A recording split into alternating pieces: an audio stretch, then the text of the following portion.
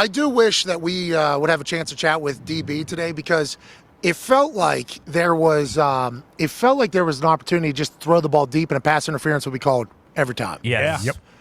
You know, and that can't become just like, and we know Joe Flacco won a Super Bowl with that. He's potentially starting for the Cleveland Browns still because of that run and how talented he is. And he was way ahead of his time in that particular offensive strategy. But last night, there was, I think it was Woolen was running full speed and his hip barely touched a guy. It was early for Dallas. And I'm like, they're calling that.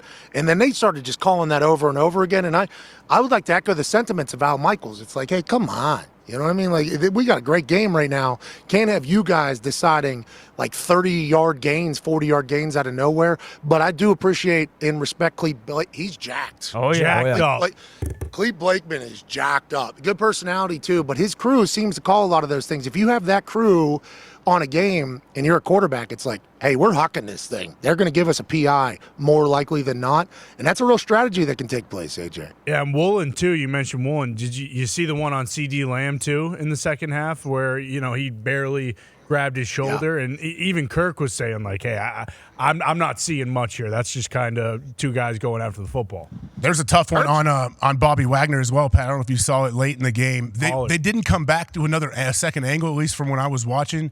It looked like he timed it up perfectly. He hits him, and they throw it like it was a no-brainer call. And then even Kirk they kind of went hurry up, I guess, and they didn't really get another angle. But Kirk even mentioned, like, I don't know about that one. Like, they just felt like they think they were taking control of the game or something.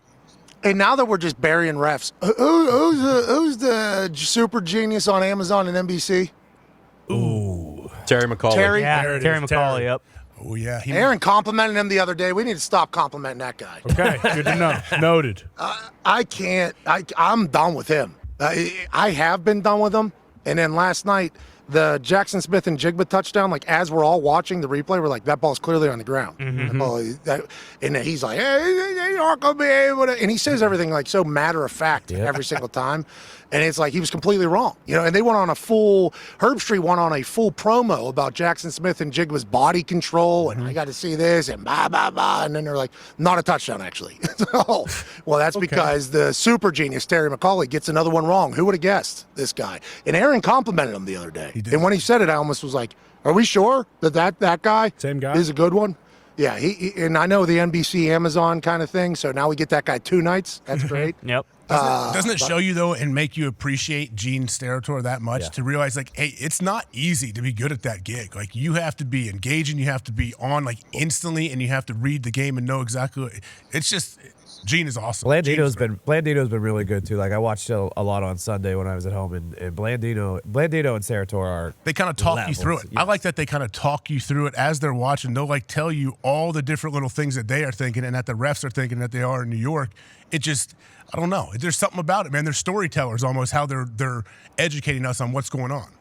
Yes, as opposed to just being like, yeah, I'm not getting into this again. But I don't like that Terry guy. I don't like him. I don't like him. I don't know him as a person. I assume he's a good guy. Maybe. I don't know. He wants to be a ref, so, that whole thing about the trait that you have to have that particular case. And we need more refs, so I'm not going to bury all refs and everything like that. We appreciate him. Oh, yeah. But that guy, every time he opens his mouth, I'm more likely to think he's wrong than he's right.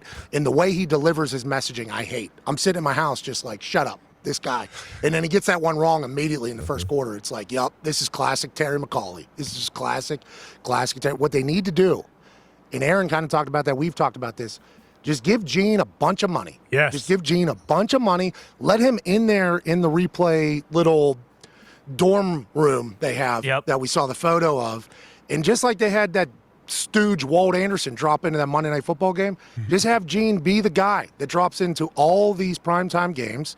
Let him handle it and let him have say in this thing, but let's pay him. Let's get a sponsor to pay him. Let's get somebody to pay him, and let's get it right. Because, like, at least maybe I have faith that Gene would message into Cleve Blakeman and be like, please tell your boys they don't have to drop a flag on every single play. There was 3 touchdown celebrations that had to be halted last night because these stupid refs are dropping flags that don't matter. It's like, come on, bro. It's a tough job.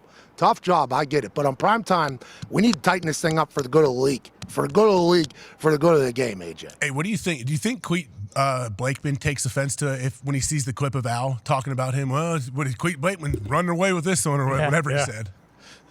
I don't know. It's not Cleat's fault. No. You know, like, it's his crew, I guess. So I don't know with the delegation rules. Like, you think Cleat tells the boys and his crew beforehand, like, not throwing a lot of flags today? You think that's something that he is in charge of? I don't know. You know what I mean? I don't know. I don't know how that whole thing goes. I like Cleat a lot. I'm a big Cleat guy. I was going to say, he's pretty widely respected as being, like, very good, right? So it's not like, I don't think anyone's, like, pointing at him and saying, hey, this is an issue. But also, yeah, you do wonder what those conversations are like with him and his crew before the game starts.